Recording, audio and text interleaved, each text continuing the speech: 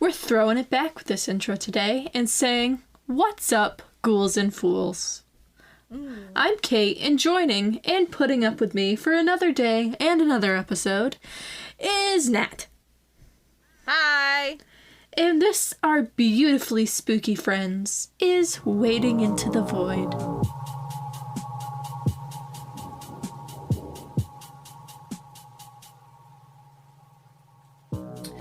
What do we have popping off at the moment, Nat? It's okay to fucking lie. Popping off. I'm feeling just splendid. Absolutely splendid. We're gonna try and keep the energy up for this episode, but... Oh, yeah. But no. Everything's popping off. I'm so successful. I'm doing great. I hope they hear the wheezing. And you know, I wouldn't say that everything is wonderful on my end either. My grad program officially started this week, and... yeah, time management, my friend. We're back at that. I had to read 1 billion freaking pages last night, and I think my brain's already about ready to explode, and I got 78 days of this damn thing, so... And then I found out today that my bullet journal, where I keep track of everything, would you like to see what it looks like right now, Nat, as it was in my bag?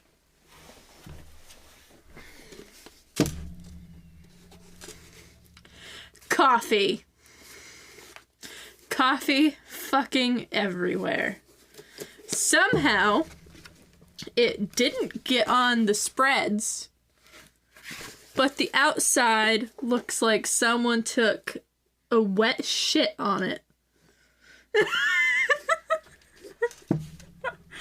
I mean, I was thinking about doing something. I didn't know what, but you do not know the amount of disappointment I felt. I know. I was like, yeah. I know you wouldn't see it. So what I'm gonna do is I'm gonna take a picture of this when we're done recording. I'm gonna share it on our socials and let you all feel my woes. The one positive is it smells really good. But that's about where it ends. All that aside, on this episode, we're gonna push all of our daily worries and tap into the problems, never-ending restlessness, and daily activities of the dead with Haunted Cemeteries Part 3. And I would say that we're covering some of the best we've gone over yet. Before we dive into those, I have a weird little story to tell, and Nat has tarot cards to read. But I'm gonna give Nat the choice of what she wants to do first. Tell me your story. Okay. So, when I was younger, I always used to stay at my aunt's house just for fun because I like sleepovers, and when I stayed there, chances are I usually got whatever I wanted. No questions asked. I'm pretty sure Nat just popped like a CBD gummy. I don't really know.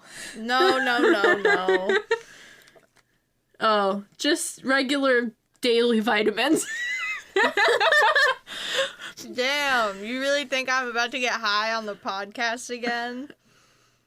I've been banned from doing that. Self-relief, man, at this point, everything goes. Alright, I'll be right back. No, but I used to stay there all the damn time, and the room I stayed in was my cousin's room. Shout out, Cam, we talking about your mom. And on the ceiling of her room, there were like those glow-in-the-dark, sparkly plastic stars. Do you know what I'm talking about, Natalie? Yes! Yep. So, those were all over the damn ceiling, right? And in this house, like, creepy ghosty stuff used to happen all the damn time. So there were quite a few things in the house that I believe was owned by my great-grandmother, and there was like this one picture of her that was just like in the house for the longest time. And my aunt had set it on top of this stereo.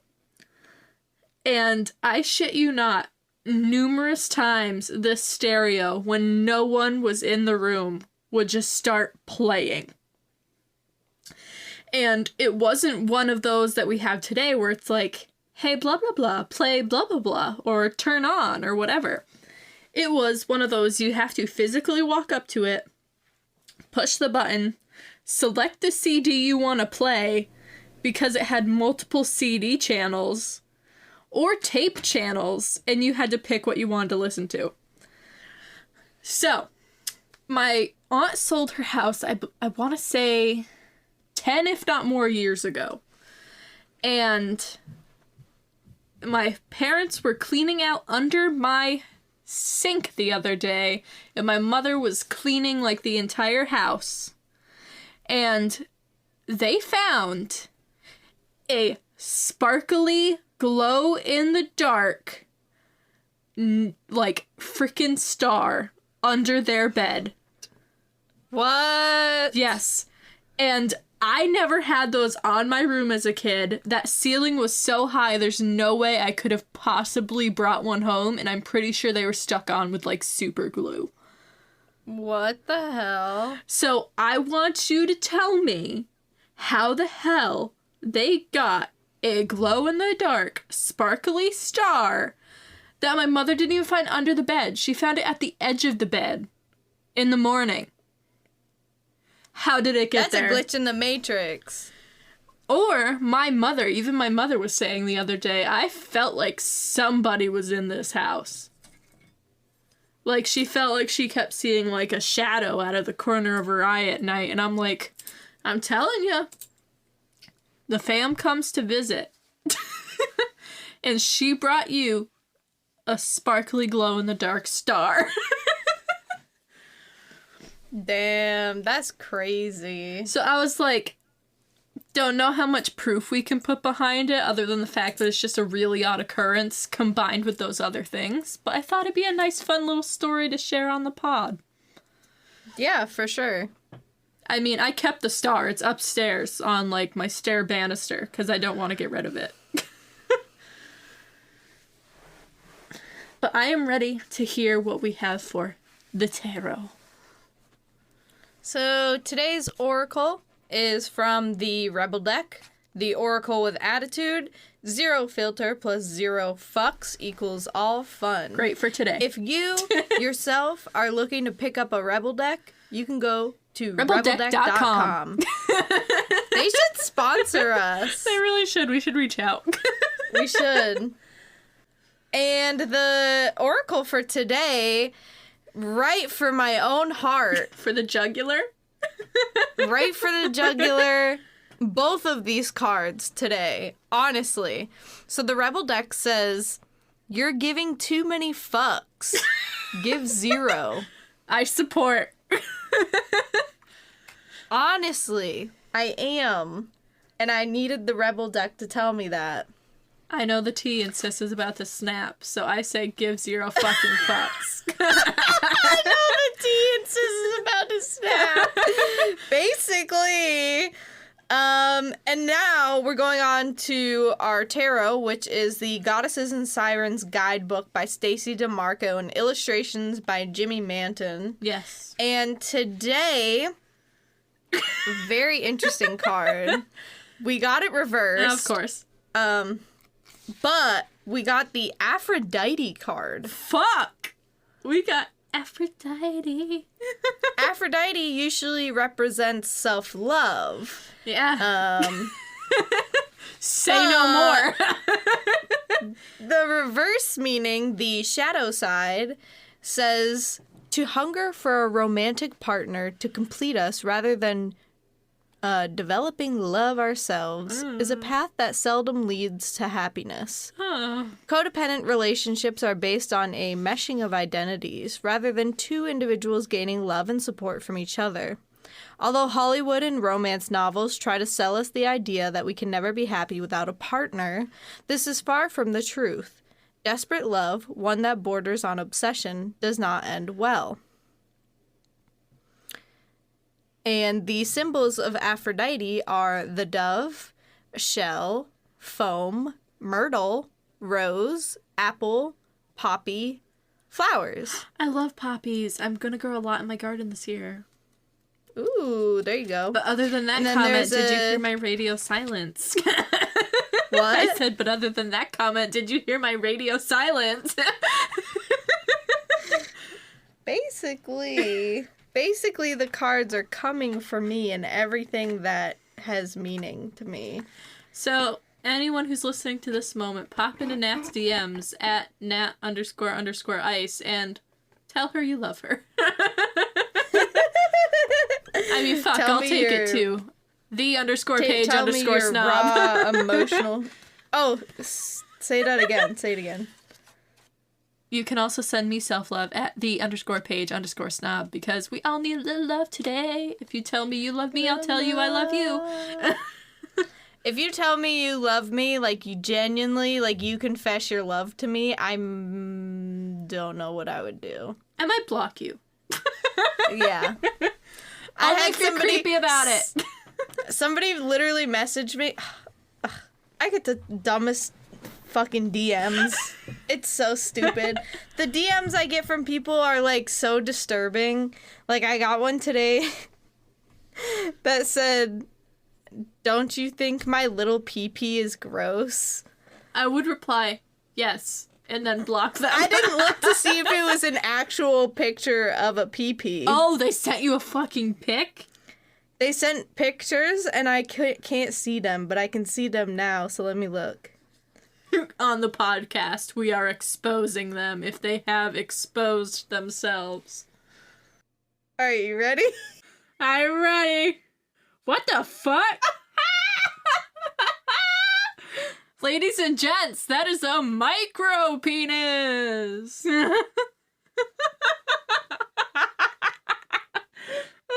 And it is not the same one in both pictures. So they just randomly sent this to me of multiple different penises. Oh, Jesus, fuck. We'll see how much of that we keep in. Guys, I read every single message that I get, okay? And it doesn't matter who you are.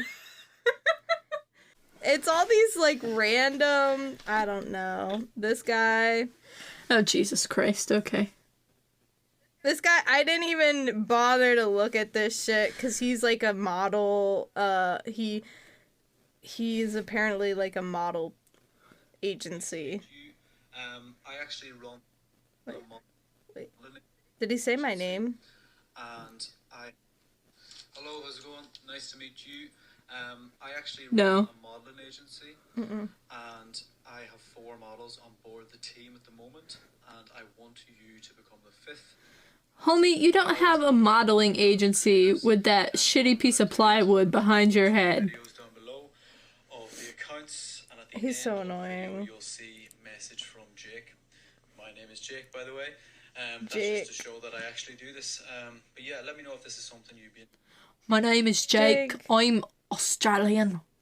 Oh, he's giving you data points, my friend. I think he's Irish. Is he Irish, laddie? Yeah. He's giving you OnlyFans statistics. Isn't that fun? Yeah.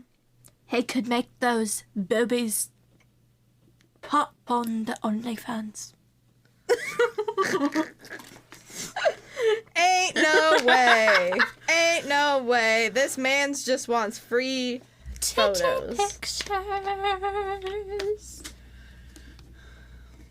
Do we want to start talking about possibly some other famous people? Sure. Because my first cemetery, and look at that, I deserve 5 stars for that fucking segue. My first cemetery is Hollywood Forever Cemetery in Los Angeles, California. California. I don't know why I became, like, weirdly Italian there, but I don't know. what you gonna do? So, the Hollywood Forever Cemetery was established in the lovely year of 1899 and is on the Register of Historic Places. And this lovely little cemetery is the resting place to many old Hollywood stars, including the iconic and poorly abused Judy Garland. We love you, Dorothy, but The Wizard of Oz, man, that one was fucked. We should just cover that sometime. Not that snowing scene literally being them rained with asbestos, but that's another time. Are you serious? Asbestos. Yo, It was fucking that's straight up a asbestos party. falling from the sky. And do you know what Judy Garland's diet was per day? Like 5 glasses of water and 2 cigarettes. And maybe like an almond. She really took the Yolanda Hadid diet to the next level there. Katie's coming for everyone's throat already. She said, yeah, I don't like you. I don't like your diet. Let's go. But Judy's Let's was forced, not a personal choice. Yeah. Now, this cemetery is still a functioning crematorium, mortuary, funeral home, and of course a graveyard. It is also the home to one of the oldest Jewish cemeteries in California, known as the Beth Olam section. So we love that. And we're gonna pop down into our like sadder and weirder facts here. Eventually, the cemetery became so mismanaged that people were paying to have their loved ones exhumed and removed and brought to a different cemetery. Oh, no. Like, it was bad, my friends. Bad. Damn. Now, for the weirder of those facts is the cemetery hosts movie screenings on one of its lawns, like, frequently, and partakes in a Dia de los Muertos celebration every year. That sounds kind of fun. The Dia de los Muertos one is like, yeah, okay, we can vibe with that, you know, Day of the Dead in a cemetery, whatevs. But, like, they're playing old movies on, like, a giant fence on just, like, an empty lawn at the cemetery surrounded by dead old Hollywood stars. Just think about it. I mean, It's like- it's neat, but you can't tell me it's not a little fucked. Well, it is a little fucked, yeah. But we're going to talk about the most fucked thing, and that's that there is a gift shop at the entrance of the cemetery that sells maps depicting where the literal corpse of dead Hollywood stars are buried so people can go take photos with their graves. That's really weird. To be that level of a fan, quote-unquote fan of somebody. Yeah, but like, why? They're like, here's a map. Judy Garland's buried here. Go look. Like, who the fuck is buying that? Like, who is fucked up enough to go up to the gift shop and be like, hello, one death map, please?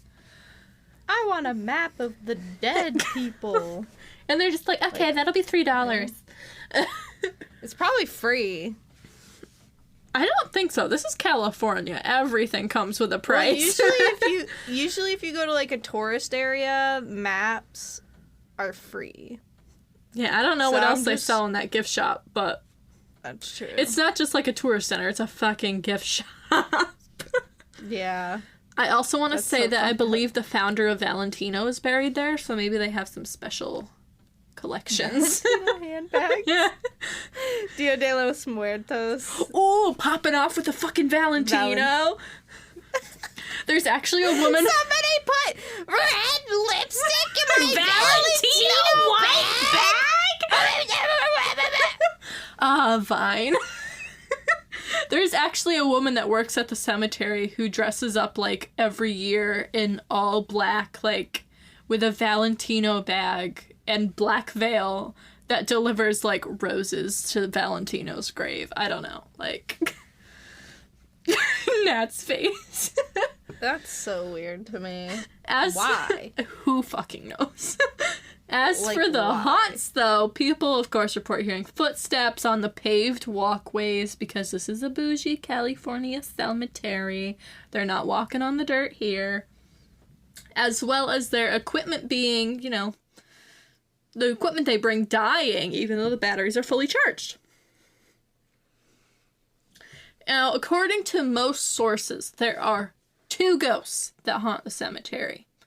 The first one is a person named Clifton Webb. This man passed away in 1966. He was in 3 different movies and haunts the Psalms and Abbey Mausoleum.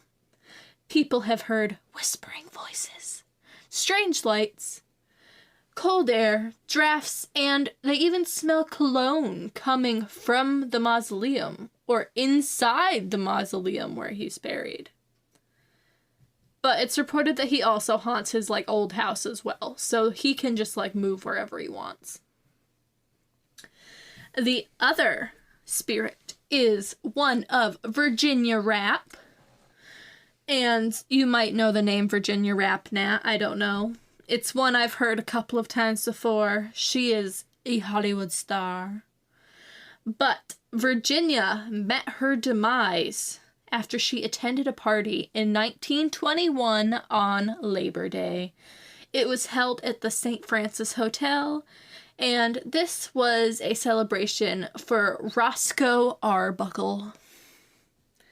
He had acquired a contract, and the party was to celebrate his success, of course. At this party, Virginia had become sick. She was so ill that an ambulance, rushed her to the hospital, and she died just a few short days later at the young age of 26. Did they know what it's from?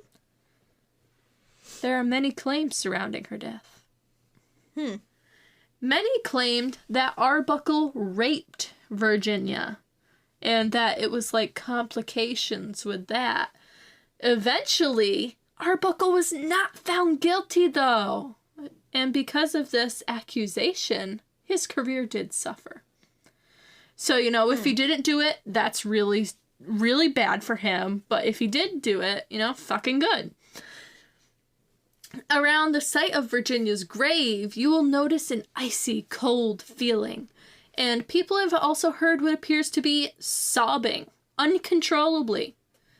Many believe that she is still dealing with this traumatic event of her much too soon death. I mean, 26 is only 2 years older than yours truly here, so. No one knows exactly what happened to Virginia on that fateful day. However, most people suspect whether he did rape her, Arbuckle did have something to do with her death. That's a very common thought, is that Arbuckle was behind it in at least some capacity. Yeah, that's interesting. Yes. And no one knows why she lurks in the cemetery, but a lot of visitors actually spot her weeping on the edge of the water that's located near the grounds. And this is just one quick thought to wrap up this whole topic of the Hollywood Forever Cemetery. But this cemetery is located directly next to Paramount Studios. And Paramount Studios is considered and reported to be the most haunted studio in the United States. So could it be because, the spirits are just weaving their way over to the studio for sets and stuff? I don't know. But that wraps up my first one here. You're up, my guy. Righty. Oh, what happened? FaceTime killed itself. Alright, we are going to talk about the Wildwood Cemetery and Crematorium in Williamsport, Pennsylvania. Shout out to the Little League World Series. Takes place there every year. So, there's a lot of rumors surrounding this cemetery. There's apparently a good side of the cemetery that has rumors of fairy occupants who appear on clear nights. On the other hand, the bad side has the malevolent spirits. I mean, in particular, yeah. We all know how I feel about fairies and fae. So I'm like, Should I venture? It's Pennsylvania. We could go. So, on the bad side, there's apparently a banshee who resides at the top of the hill along the central road. And the banshee can be heard singing a sorrowful song. I mean, I don't want to fuck with a banshee, so... I kind of like my eardrums where they are. It's interesting because, since you say that, in Irish legend, banshees have strong ties with mythical tumuli. Mm-hmm. The tumuli are barrows or burial mounds above graves that are all throughout the countryside. And banshees are often beings associated with being like omens of impending death. Yep. Like you hear the banshees screeching. We love a good banshee wail. It's kind of fitting that there's a banshee at the cemetery. Okay. That's all I'm saying. Additionally, there are tons of small mausoleums, and within several of them, you can supposedly hear knocking or voices coming from within. At times, it sounds as if there's conversations happening by the occupants. That's a little unsettling. And you'll notice with at least some of the cemeteries that I'm covering, each of them have statues around the cemetery. And one statue at the Wildwood Cemetery and Crematorium is the Crying Lady. Okay, so is the banshee like literally the woman from the statue? I don't know. It could be something different because the statue, the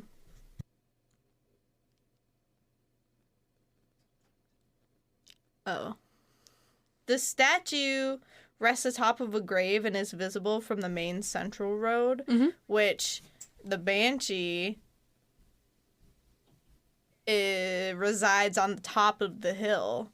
So they're kind of close.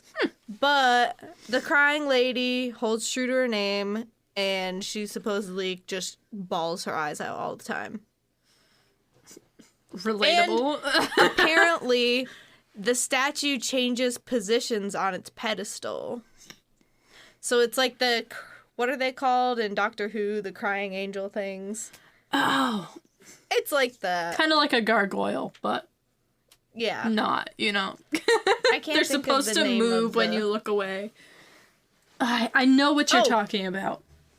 And this is really interesting also, is there's another rumor about a local fireman that was buried there. His name is Thomas Purcell. And he had a fear of being buried alive. A phobia. Uh-huh. And it led to his mausoleum being designed so that it locked on the outside but was able to be opened from the inside. Huh. So, some more rumors. I want to restart that. I want to say... Because I've said supposedly and more rumors like 5 times. I said fuck it for today. As the rumors go, you can often hear him shifting around in his coffin throughout the walls of the mausoleum. And it's almost as if he's waiting for the right time to leave and stroll around the cemetery. Did you ever have a weird fear of being, like, buried alive? No, because I plan on being cremated. So I plan on being dead as shit. No worries about being buried alive there? No. I also plan to be cremated. Alive, maybe that's another story. That's, like, not my biggest fear at all, but that would be a fear. I mean, the flame's so hot, you'd be done in, like, a second or two, so... Yeah. I don't know, Yeah, I I'd be also like, plan to be boom. cremated, so... Yeah. But I do already have my plots.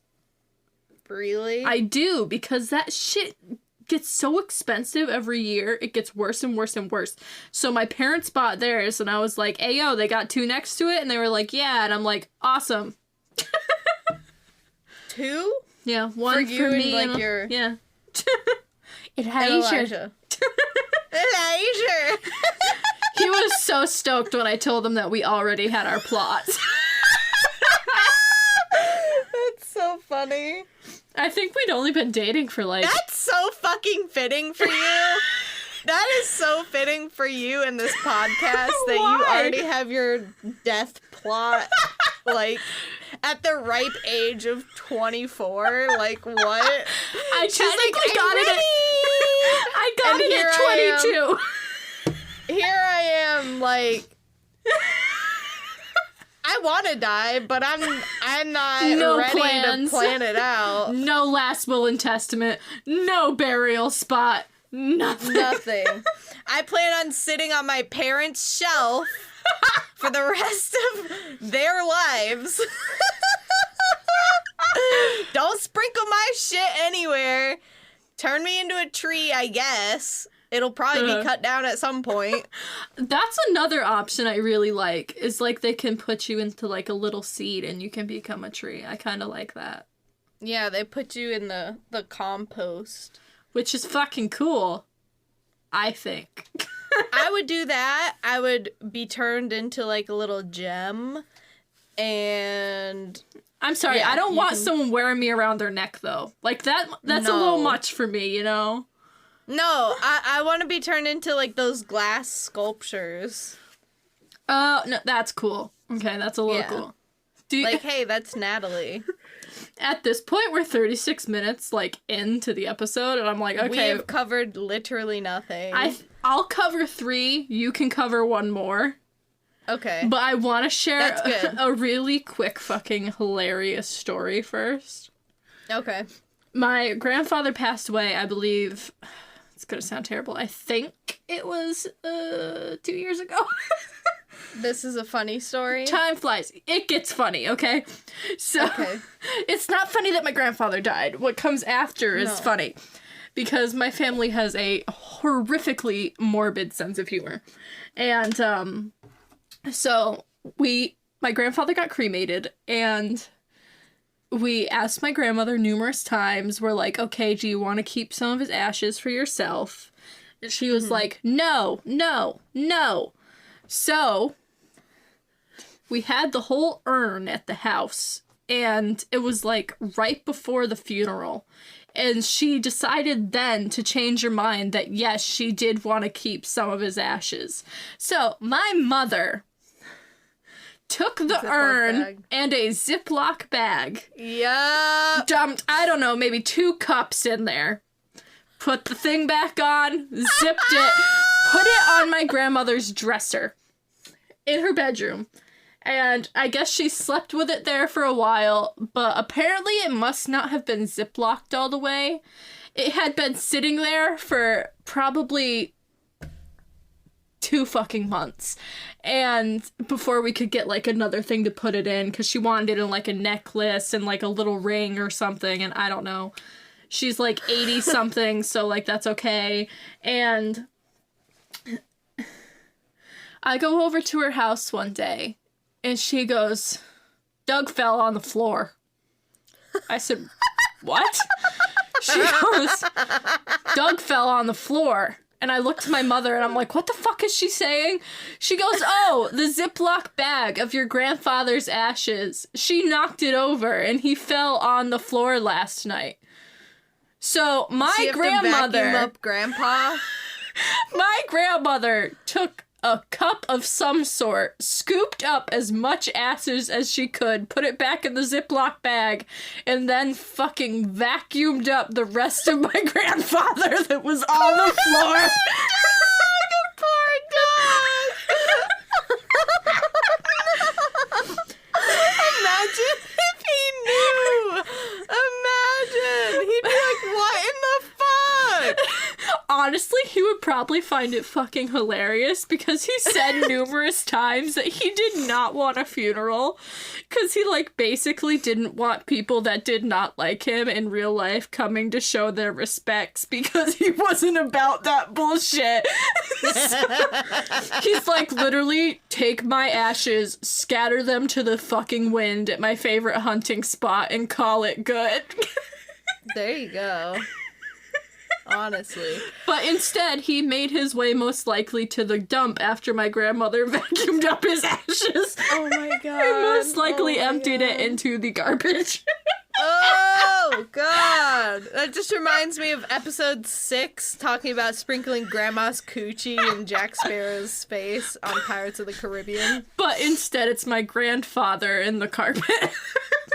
Is your grandfather in, like, a rotten bag of trash? Just actual trash. So yeah, who knows? God. Maybe my grandfather might still be, like, in the carpet a little bit over there. Who knows? Oh god. But yeah, that one's go my to your fun next story. Cemetery. Because that's just too crazy for me right now. It's like, what are the fucking odds? Of course it happens to me. But my second one is the St. Omer Cemetery. And this one is, I forgot to write it down, it is in Ashmore, Illinois. And it was established in 1852, but was soon abandoned by the mid-1880s. So, very short shelf life for this cemetery. People were either buried at the cemetery or made their way away from the town to seek better opportunities elsewhere. Because, everyone, St. Omer is a ghost town, with the only active location being the long-abandoned cemetery. Oh. All of the hauntings at this location come from a single stone, or statue, if you will. This, like, headstone is a large sphere resting atop stacked logs and a Kindle. Like Kindle Fire? Yes, not like a Kindle Fire, but a Kindle Fire. Oh, okay, fire. Okay. Like a I was fireplace. like, a Kindle Fire from Amazon. So, picture this. It's literally just like a giant little ball that's just sitting on top of a fire. Okay. And 4 members of the Barnes family are buried here. Granville Barnes, his wife Sarah Ann Welch Barnes, their son Marcus Barnes, and Marcus's wife Caroline Prather Barnes. Sarah Ann died July 20th, 1877. Marcus died in a sawmill accident on December 6th, 1881 at the age of 24. Caroline died age 23, suffered from complications from pneumonia, and died at the end of February in 1882. And the patriarch Granville died days later on March 2nd. Now, all in all, this doesn't sound too odd so far, right? But there is one thing to note about Caroline's death, which is marked as the impossible day of February 31st. That day don't fucking exist. What? It's not the only inscription error on the monument. Granville's name is also incorrectly spelled. That's so weird. So, like, how's the date wrong and the name wrong? I mean, I know the town was going to literal hell at this time, but you're telling me they couldn't at least get the gravestone right? Because of the odd death date and the unusual monument itself, a rumor manifested shortly after their deaths that Caroline had been executed for practicing witchcraft. Because what do we love to do to poor women at this time? You're a witch. Like, You're a wizard, Harry! I'm a what? Hold on. Should I get the wand? No. We had the I'm so... I don't want to even edit this next episode because we spent 40 minutes taking Harry Potter quizzes. You're hearing it now, folks. Go back and listen to the segment from the previous episode for the joys of Harry Potter! We hate you, J.K. Rowling! Yes, but we love you, Wizarding World! It is worth noting that this is likely just a typo too expensive to fix, not to mention that there was no one left in the Barnes family to mend the error. So... By the time this mistake was made, the town of St. Omer only had about 40 to 50 families, a post office, a blacksmith's, and a general store. Everything else, kaput, gone, no mas, adios. By the time the Barnes family had died off, the town had pretty much done the same. Now, fittingly, all that remains of St. Omer is its cemetery. If you do plan to visit, though, make sure you bring your spare change because it seems like visitors leave coins on the sphere. So, bring a penny if you wish. A penny for your troubles. Yeah, Caroline's like, give me a penny. I'm saving up to fix this fucking imbecile's mistake on my stone.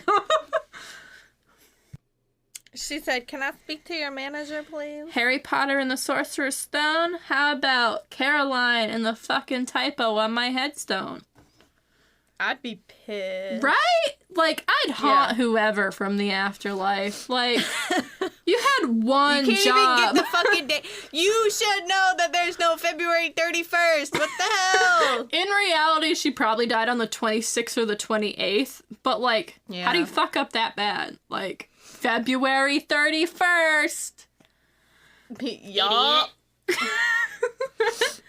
But that's all of St. Omer. It was pretty short, but I thought it was just interesting that they, like, really fucked her up and did her dirty. Yeah. All right, so let's move on to the Bonaventure Cemetery in Savannah, Georgia, which Savannah is considered one of the most haunted cities in America. Did you know that? I did know that. I almost did this cemetery both times for the last 2 episodes. And then I was like, no, we'll save it. So the fact that you're doing it, I'm like, yes. This one has a lot going on. Good, I'm ready to hear it. Like, a lot. So, there are tons of legends that are swirling around about Bonaventure Cemetery that leave very little to the imagination. Because they are just so crazy. The cemetery features another statue, of a girl holding 2 small bowls, one in each hand, gracing its front... Oh, wait a minute.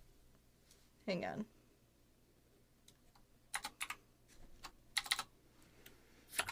The cemetery features the statue of a girl holding 2 small bowls, one in each hand. Legend has it that the statue is haunted by the ghost of Lorraine Greeman, the little girl who posed for the artist Sylvia Shaw Judson. Little Wendy, as the statue is referred to, once stood sentinel over the Trosdell family plot, but she became so idolized as the result of her newfound literacy. Okay. This statue, I'm just going to tell you now, it was on the cover of a book and a movie. So that's why it's so popular. People fell in love with this. It wasn't even part of the plot of the book. They just liked the imagery. What book? And the,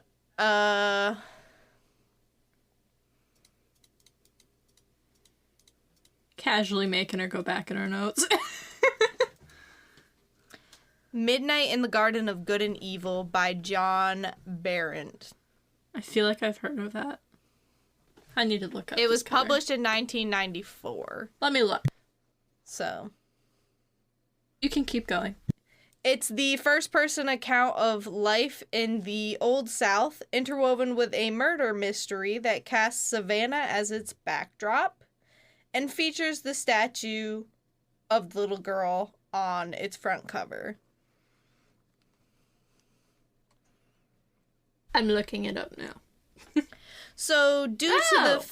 the fame of this book and the imagery that the statue showed, it became super famous, and the owners donated the statue to Savannah's Telfair Museum of Art to avoid the statue from being destroyed in any way, shape, or form. So, this movie starred the now disgraced, I think, Kevin Spacey. Oh, yeah. But it also stars John Cusack and Jude Law.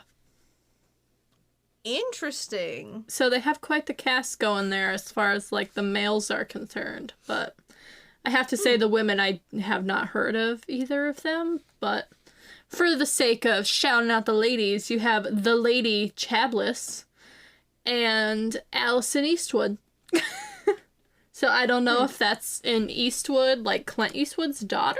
Let me look. Yes, it is Clint Eastwood's daughter. Okay. I was going to say that name sounded familiar. But another famous sculpture at the cemetery is that of Gracie Watson, or as she is affectionately known, Little Gracie. The 6-year-old died of pneumonia and was memorialized in marble by artist John Walls from nothing but a photograph. For years, people have reported seeing the little girl playing in Johnson Square where her father's hotel once stood. The legend claims that she appears as a normal living girl in a white dress, but vanishes without a trace when you get too close. Some, little Gracie still lives. Visitors leave toys for her to play with, especially around Christmas time, and claims that the statue cries tears of blood if her playthings are removed. Oh.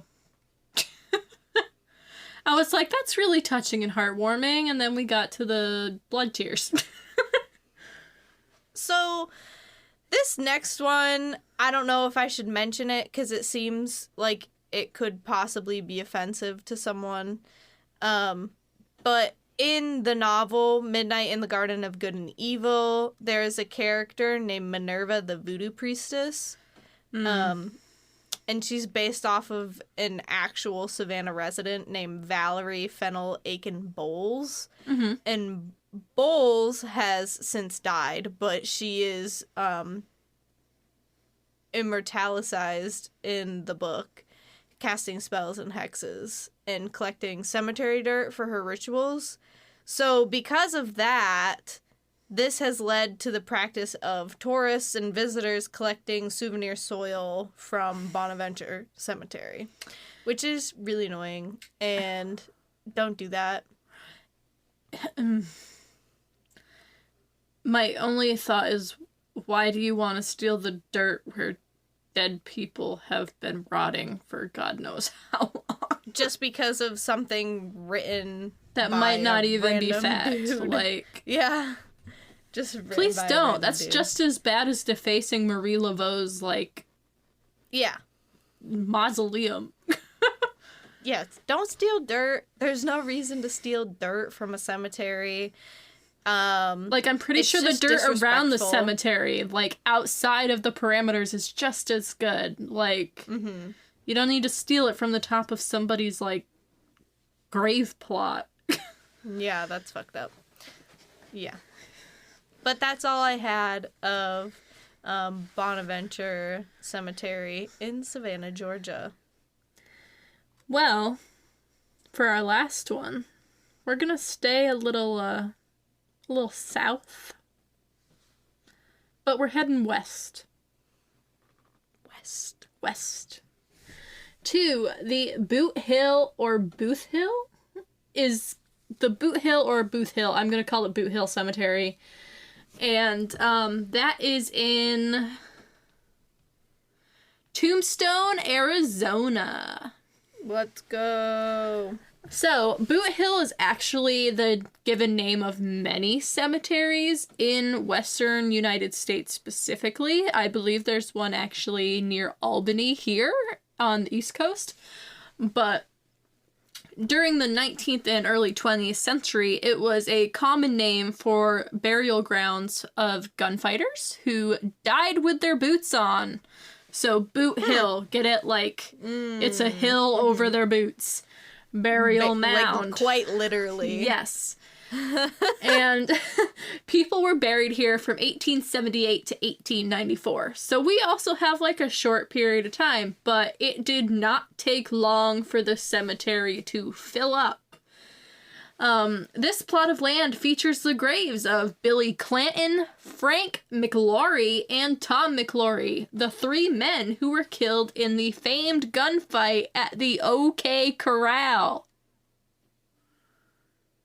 I mean, have you heard of Shootout at the OK Corral? That's them. I have not. Oh, to my be honest, goodness. You said corral, I thought of Golden Corral.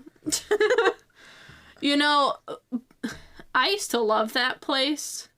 It kind of always smells like piss. Yes, and now after COVID, I'm just like, I don't think I'll go back there again. I mean, that chocolate fountain, self-serve soft serve ice cream, and the mac and cheese was chef's kiss, but I do not think I will step foot in a Golden Corral again. Yeah, no, I don't think I can. Like, who knows what's breeding there? Whether it be germs or people. This graveyard is believed to hold over 300 souls, which only 205 of them are recorded.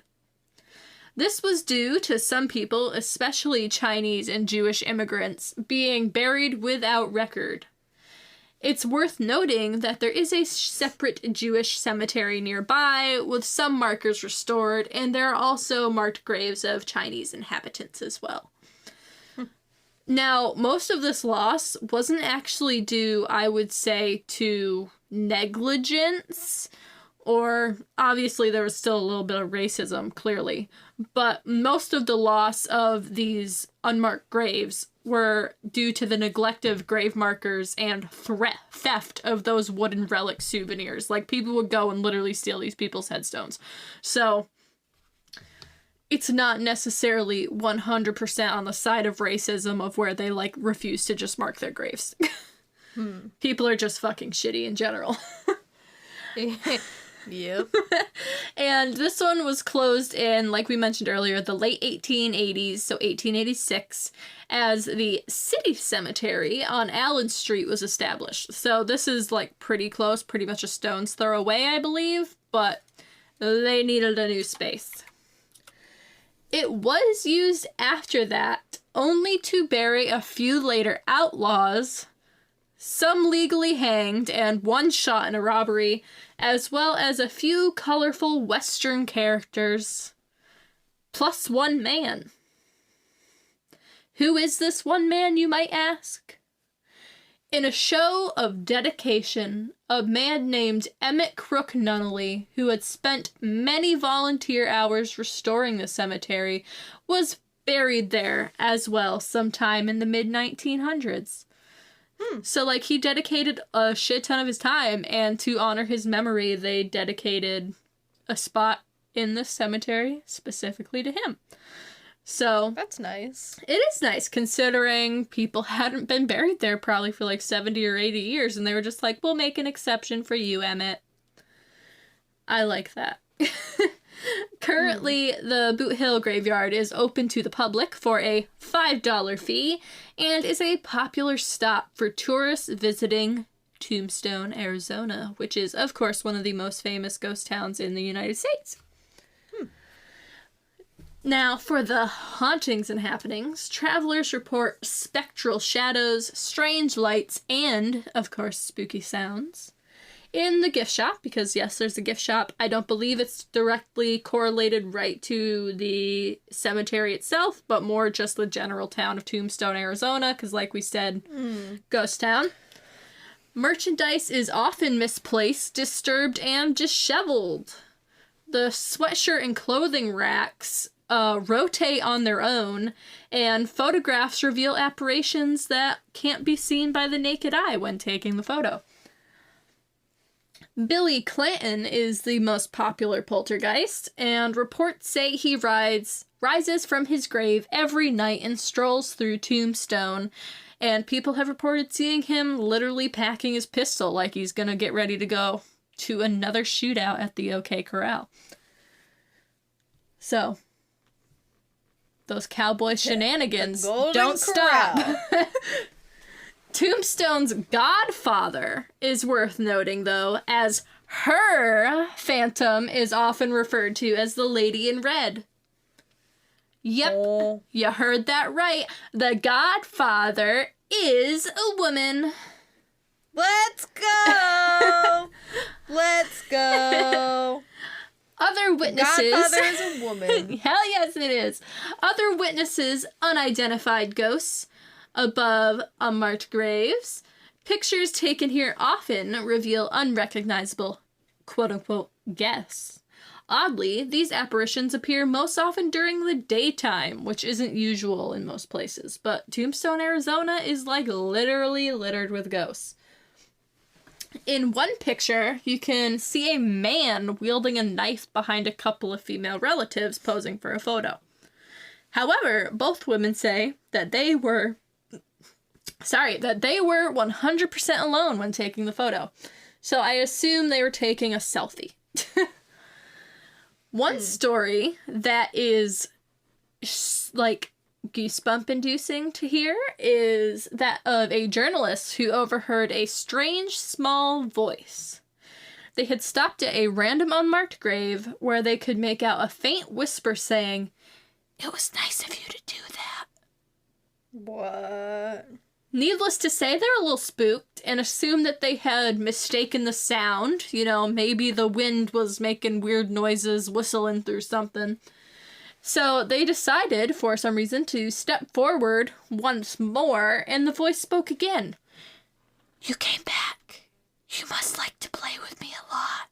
What the fuck? It was then that the voice began to laugh, a deep laugh, and the journalist panicked. They said that they saw a human-like shadow from the corner of their eye snaking throughout the tombstones.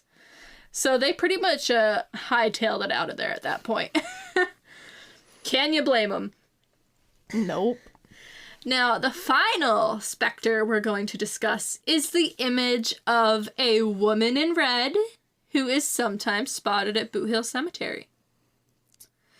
Many people believe that this is the spirit of Mary, or Sing Choi, I think I pronounced that right, an intelligent businesswoman who operated the Tombstone's general store, and also controlled Tombstone's opium den. Oh. Mary was known to supply hops to the women of Tombstone's red light district, serving as a godfather to the Tombstone community. So not only was the godfather a woman, but she was also a Chinese immigrant, which is pretty cool. You have like a dichotomy going there, you know?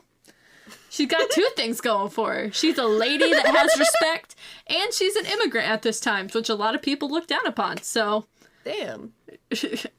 Mary or Sing Choi was doing the damn thing. She was a generous woman, known for her kindness, as well as her compassion, who unfortunately died of a heart attack in 1906. She is currently interred at Boot Hill. Now, there is a serious effort to protect the cemetery. Restoration efforts began as early as 1933 and led to the discovery that the cemetery was much more extensive than the town of Tombstone realized. So, they thought it had been much smaller, but nope. Surprise, surprise. There's a couple of graves here and there you didn't know about. Oh, God. They also found monkey wrenches, which can be now found in Tombstone's collection of curios in, like, the little viewing museum, I guess they have there.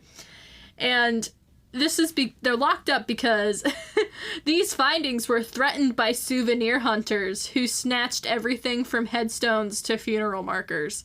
So basically, if there was anything in tombstones that they could get their hands on that, like, was not locked down or cemented, they'd take it because why not? What the hell? That's so fucked up. I know. To deter bandits, Tombstone fenced branches around the site, creating a naturalistic barrier. And Tombstone later supplemented these defensive measures with a permanent caretaker, ensuring that Boot Hill's preservation and protection was ensured. So, yeah, go visit Boot Hill and Tombstone. Because, hell yeah. Frickin' shootout at the OK Corral, am I right? Pew, pew. Golden Corral. In the description of this episode, we have to be like, at the shootout at the Golden Corral. The Golden Corral, where you can get shot and get a chocolate-covered marshmallow. And unlimited mac and cheese. And with that, Phantom Fam, this brings us to the end of yet another episode of Wading into the Void. We hope you enjoyed it, and our somber mood at the beginning did not disappoint you. And maybe you learned a few crazy things today about cemeteries and dead people, and maybe best practices of what not to do at some places. Yeah. But that brings up the real question. Do you want even more Wading into the Void? If so, you can find us on social media where we post some fun stuff, or at least try to, because things are crazy as hell, and we don't have the time. You can find us on Instagram, TikTok, Facebook, and YouTube at Wading into the Void. Void. Void. Shout out to our new trailer. Go listen to it if you haven't already. Seriously, it's so much better, y'all. You don't even know. It's so much better. We You don't even want to remember the original. There is some nostalgia with that original, but like... That's true. Something beyond the void. in the just shitty audio.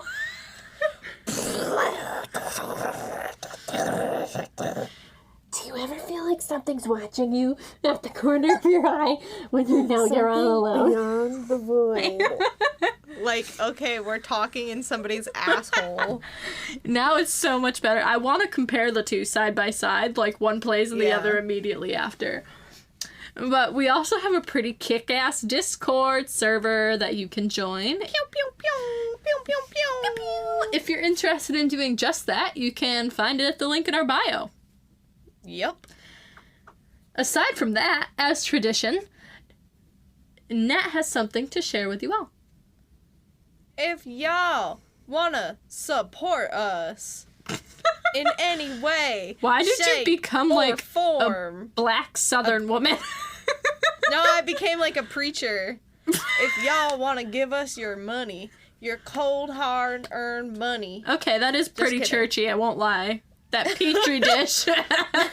our pallbearers will be coming down the pews. Pallbearers? Is that what they're called? Those are the people that carry your casket at the fucking funeral. That shows how much I know about religion, okay? I meant ushers. The pallbearers will collect your change. They'll take your money! Anyways, yes, if you want to support us, if you want to support this crazy bullshit that we come up with, Because what the fuck? we're on Patreon and Anchor. Patreon, you can join for whatever tiers we have set up. We have so many and we don't do anything for them. Sorry. Make it our full-time job, we will. Make it our full-time job and we will do whatever you fucking want us to do. And yeah, we're on Anchor. If you listen to us on Spotify or Anchor, the link to Anchor donations is like everywhere on our channel. It's right there. Big button. Right there. Like Click donate. it. But yeah, I think the lowest you can donate is like 99 cents, which is really nothing. Like it's like 99 cents a month. That's like barely anything, and it means a lot. It means so much. Just $1 goes a really long way because it shows how much you support us. Yes. It's very, very meaningful. And if you make $12 an hour, that means you gave us a 1/12 of your hours worth of time. So. Yeah, that's crazy. I don't know why I picked that number, but. I don't know. I should have done like a 1/5. Who knows? But. Now, I had it in an outro set for this episode, but. As we went along, I feel like we developed some more fun content for this outro. Okay. So, until next time, our freaky friends, don't, and I mean do not, have a shootout at the Golden Corral. Seriously, like, why would you even do that? For real. Like, cannot believe that happened. Just kidding. Don't steal the fucking dirt from a graveyard where a statue weeps blood. Like, you're asking to get fucking cursed. True! I didn't even put 2 and 2 together on that one. And most importantly, if a loved one passes away, do not put their ashes in a Ziploc bag. I guarantee you it does not fucking end as well as you think it will. Gramps is going for a journey. He's going for a journey. I mean, who doesn't love the garbage man? See you later, alligators.